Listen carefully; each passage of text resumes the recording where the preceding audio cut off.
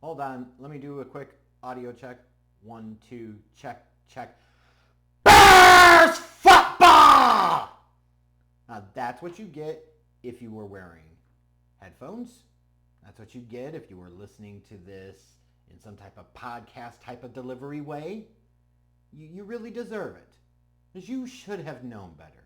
You really, really should have. And just to make sure that you understand, you have to pay your penance for most of you that tuned into this video being Bears fans.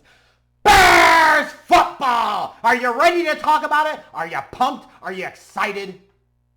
You know deep down that you are. And honestly, there is a legit excitement among Chicago Bears fans this season, and I think for some good reason at least, right? Yeah. Like it feels like the team is doing at least a decent job of accumulating talent, future cap space, nice set of draft picks to come in next year's draft. Like they're not all the way there. They're not to the finish line, but you could see the path and you can see the progress and you can certainly see some potential there. Now, we should not be crowning Ryan Poles, the general manager, as King Poles, because as a general rule, when you only win 10 games in 2 seasons, you shouldn't be king of any fucking thing. Like, let's be really clear here. You know, just saying. That said, though, if nothing else, I am really happy that the Justin Fields era is over. The Justin Fields cult, as they have now tried to pivot to be the Caleb Williams champions, while still trying to pathetically plug their boy, their main man, Justin Fields. You know, like, that ship has passed, folks. Who gives a fuck about Justin Fields? He's not in Chicago anymore. Oh, I want to see him do well. I don't give a fuck. If he goes to Pittsburgh and lights it up, good for him. If he goes and sits behind Russell Wilson all year, who cares? I'm sorry, but this whole, like, sentimentality, for me, for the most part, stays solely to the current loyalty, which is the goddamn Bears! It's not previously failed quarterbacks like Justin Fields and Mitchell Trubisky. And ding dong, dumb dicks, that's exactly what both of those fuckers were. Nice guys, who gives a shit? You liked them, you thought they worked hard. What evidence do you have to support that they worked hard or they didn't? Because they posted online clips of their workouts? Like, how the fuck do you know? And who fucking cares? It's about results at the end of the goddamn day. Trubisky didn't do enough, so stop talking about him and bringing him up years later. He's long gone, and Justin Fields is gone now too. Let it go. Let it go. It's a new time. It's a new era. Get with the goddamn program. That's what I'm saying. Now, in terms of that reason for excitement, you know, the Bears were active in this offseason. And if you're looking for, like, okay, the philosophical approach for the Bears, you saw more of an offensive tint or offensive leaning, which is certainly encouraging because, after all, we're well into the 21st century now. The NFL has changed mightily since 40, 50, 60 damn years ago, now even 20, 15, 10 years ago. And the era of defense, run the ball, and avoid putting the quarterback in a big-time spot is passé. Go away. Bears football forever. They added DeAndre Swift via free agency, signed Coleman Shelton to the offensive line, Gerald Everett to be that backup, that complimentary tight end to Cole Kmet in the passing game, made the trade of a 4th-round pick to the Chargers for Keenan Allen. Again, you know you're going to draft your quarterback, build fucking around him. They addressed the defense some, most notably Kevin Bedard added to the back of that secondary, made a late trade here in preseason for Darrell Taylor from the Seahawks. But offense is the name of the game here, right? And you saw that approach, obviously, in the draft with their first 2 picks. And, you know, to all of those that were talking about, man, the Bears should build around Justin Fields and trade this pick for a bounty. If you've got teams willing to give you even more to get to number 1 to draft Caleb than the Panthers did to draft Bryce Young, Don't fuck with fate twice. They got away with it once. Second time, it's likely to burn you. You cannot risk it. Why would the current general manager damn himself and tie himself for no real reason to the previous failed regime's quarterback? That just doesn't make any fucking sense. And frankly, if you were in that position, why would you do any different? It just doesn't make sense. And as expected, the Bears ended up drafting Caleb Williams, number 1 overall. The guy you've been waiting for 2 years to be the number 1 pick in the draft finally was. And because of the work that Ryan Poles did the year before to fleece Carolina in one of the all-time great one-sided trades in NFL history, and you think about it, it absolutely is. Now the Bears have their next future face of the franchise quarterback. But something about this feels different. Something about this has a different kind of aura about it. And maybe it's the fact with that 9th pick where a number of people were looking at them, potentially talking about them drafting an edge rusher, which is something the traditional Bears would have done. Ryan Poles looked at it and said, no, we need to continue to build around Caleb Williams. That was part of the problem with Justin Fields. That was part of the problem with other quarterbacks of the past. You got to beef up that offense. It's an offense first, an offense-driven league, and they did that by drafting Rome Odunze, the wide receiver from Washington, who, to me, I sit there right now and look at it and say, I'd be surprised if he isn't wide receiver 1 in this offense by 2025. But that's not all. When you look at the draft, they also drafted Torrey Taylor, the punter from Iowa, in the 4th round.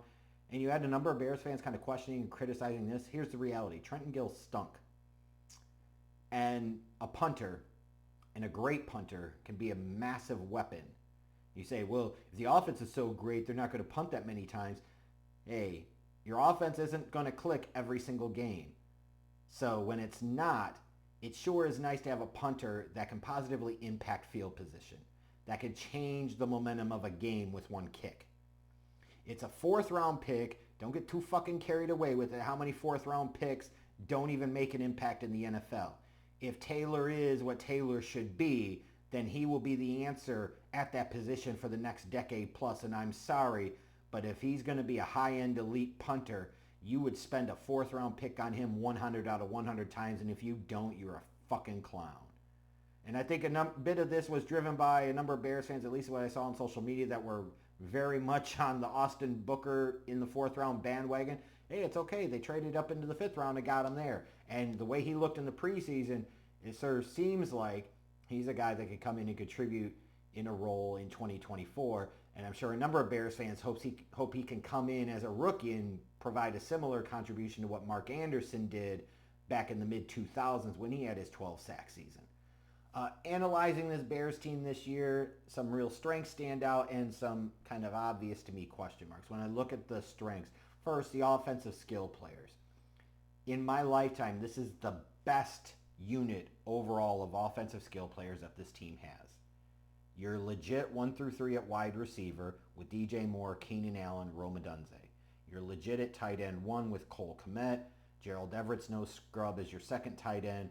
Then you get to the backfield. You've got DeAndre Swift, Khalil Herbert, Rashawn Johnson. Like, this should be a team that's able to move the ball. This should be a team that has guys that can get open and give Caleb Williams a chance. This is the best offensive skill unit I have seen in my lifetime as a Bears fan, full stop, period. Period. It's, again, a fantastic situation to put a young quarterback in, and I think that's part of the reason why this vibe feels so different is maybe, the Bears brass, the organization is actually figuring out how you should do this thing, how you should build a roster, how you should build the team. Time will tell if they've paid off. And then you look at the back 7 of their defense. And I'm thinking about, in this case, you're talking about TJ Edwards, Tremaine Edmonds, especially TJ Edwards, but it's all part of a unit, right? And then you look at that secondary, you're talking about Jalen, who's an elite corner in the league, Tyreek Stevenson going into year 2, Kyler Gordon, I think, is bound to make a name for himself in year 3 as a premier slot nickel corner. And then you've got Byard in the secondary at safety. You've got Brisker on the other side. Like, this is a really good secondary. They should be. They've invested quite a bit in it. Hey, but if you're going to invest anywhere, I guess that makes sense. So this is a defense that if it goes right and they're coached well, they should be tough to throw on relative to the rest of the league. And if they're not, it's a problem. Now, in terms of question marks for this team, and it's something you can't dismiss. It's the trenches on both sides of the ball. Offensive line, I feel solid about Braxton Jones and Darnell Wright as the bookend tackles, but it's the interior of that line. Tevin Jenkins is really good when he's healthy, but it's that when he's healthy that is a real problem. Nate Davis stinks, and it's hard to see him all of a sudden figuring things out here in his second year in Chicago. And then the center position, whether it's Coleman Shelton or Ryan Bates, does that give you a lot of hope or inspirational feeling? So the offensive skill players are as good as I've ever seen in Chicago as a unit.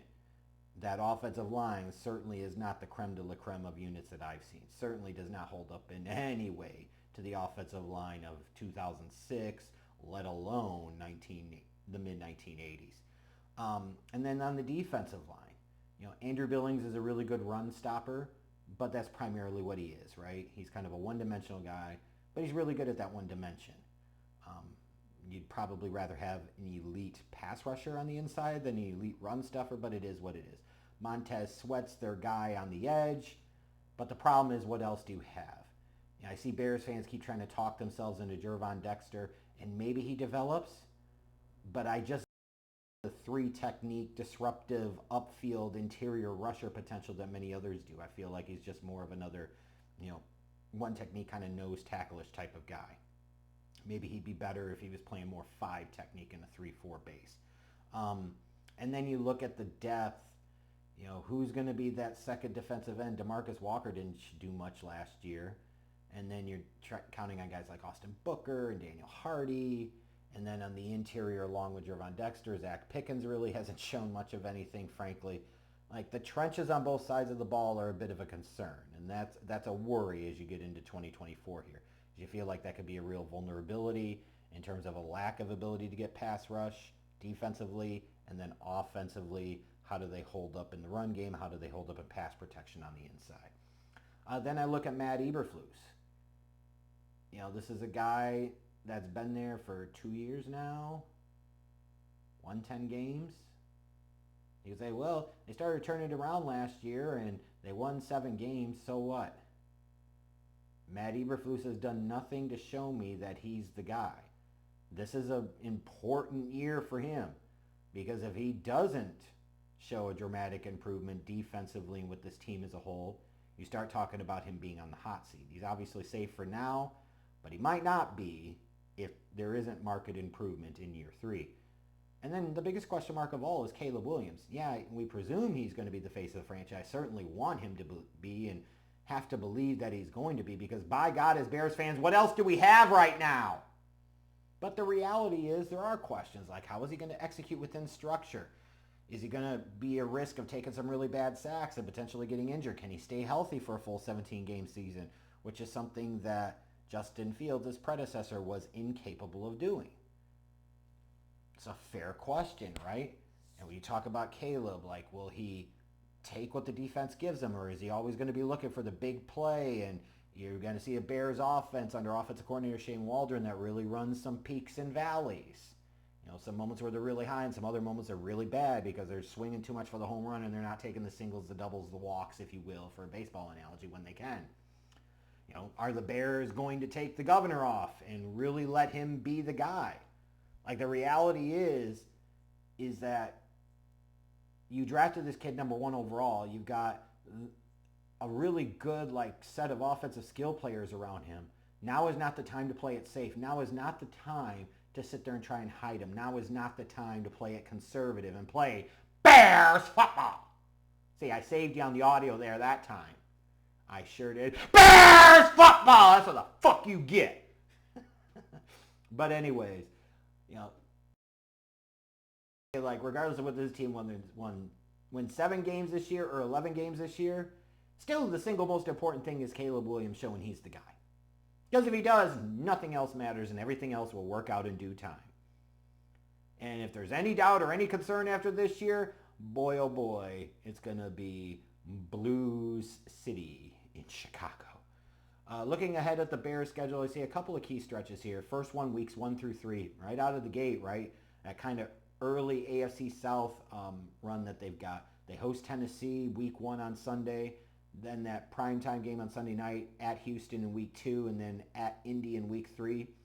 If the Bears can come out of that first 3 games with a 2-1 record, they're setting themselves up well because the next little part of their schedule is not so tough, although it's curious to see how they'll do in London against the Jags in week 6. But coming off of that bye, then you go to weeks 8 through 10.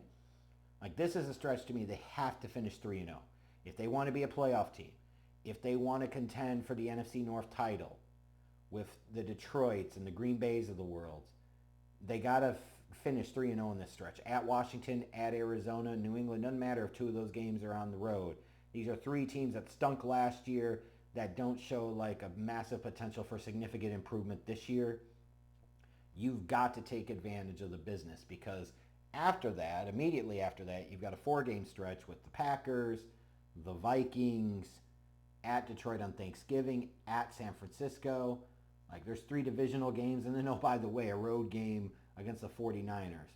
That's a stretch where you want to see them go 2-2. If they go 3-1 in that stretch, you're like, holy hell, hallelujah, this is a really good year. If they go 1-3, it might not be the end of the world, but you really want to see them come out of this one stretch of games 2-2. And if anything, you really want to see them beat the Packers in week 11. There's just something about it. It is different. Even though it's not a rivalry, you'd like to see it be a rivalry again, or at least see the Bears start to dominate for a goddamn change for the first time in frickin' decades. They've got to beat Green Bay. And if Caleb can go out in year 1 and outpace Jordan Love when he faces them and lead the Bears to victory over a team that has been the Bears' poppy for decades, like, that would be a really positive sign. To me, this is definitely a potential playoff team, and that should be the absolute bare minimum standard. And the clock is ticking, right? With Caleb Williams on his rookie scale contract, the time is now. It's not about 5 years from now. It's about 2024, 2025, 2026. You got to get to the Super Bowl in one of those 3 years in all 2027 if you want to be generous. With that said, though, as I referenced before, it's 4,000 yards or passing or bust for Caleb Williams. And to be clear, because some Bears fans are morons, that's not me saying if he throws for 3,900 yards it makes him a bust. It is a philosophy. It is an approach. If you're saying, well, that's a rare thing for a rookie to do, well, Caleb Williams is supposed to be a rare talent at the position. And he certainly put in a better spot offensively than C.J. Stroud was last year, who threw for over 4,000 yards himself and at one point in time had some MVP consideration to him. This has got to be a 4,000-yard passing season for Caleb Williams, full stop. I think the Bears are a playoff team. I really like the direction they're heading. They're not all the way there yet. The concerns in the trenches on both sides of the ball worry me. But this feels like right now, they won 7 games last year with a worse quarterback, a lesser offense. Like, there's no reason this team shouldn't have a bare minimum standard of winning 10 or 11 games this year. And I think that's what they can do.